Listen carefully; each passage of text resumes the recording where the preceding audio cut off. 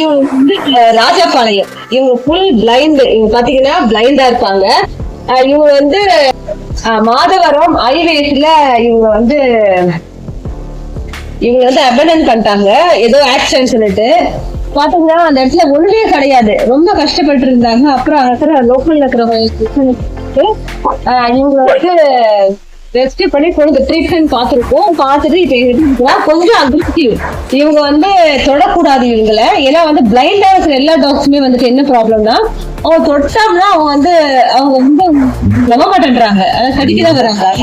இப்போதைக்கு அவங்கள வந்து தொடக்கூடாது, அவங்க போக்கிலே தான் அவங்கள விடணும். அதனால வந்து நாங்க என்ன சொல்றோம்னா, நீங்க டாக்ஸை வளர்த்தீங்க, தயவு செய்து வந்து கடைசி வரைக்கும் வளர்ங்க. நம்ம நாட்டு நாய் சொல்லிட்டு இந்த நாய்களை வளர்க்குறீங்க, வளர்த்துட்டு இதுலயும் ரோட்ல தான் விட்டுருங்க. இப்ப இந்த மாதிரி கலந்துக்கிற குழந்தைங்க என்ன பண்ணுவாங்க சொல்லுங்க பாக்கலாம். அதனால தயவு செய்து வந்து ரோட்ல அபண்டன் பண்றாதீங்க. ஏன்னா இவங்க ஆக்சுவலா தான் 2 கண்ணும் போயிருக்கு. ஏன்னா நேர்ல பார்த்தவங்க என்ன சொல்றாங்கன்னா, இந்த ரோட்ல பார்த்தவங்க சொல்றாங்க, ரோட்ல பார்த்தவங்க என்ன சொல்றாங்கன்னா, இது வந்து வண்டி இடிச்சு 2 கணம் வெளியில வந்து.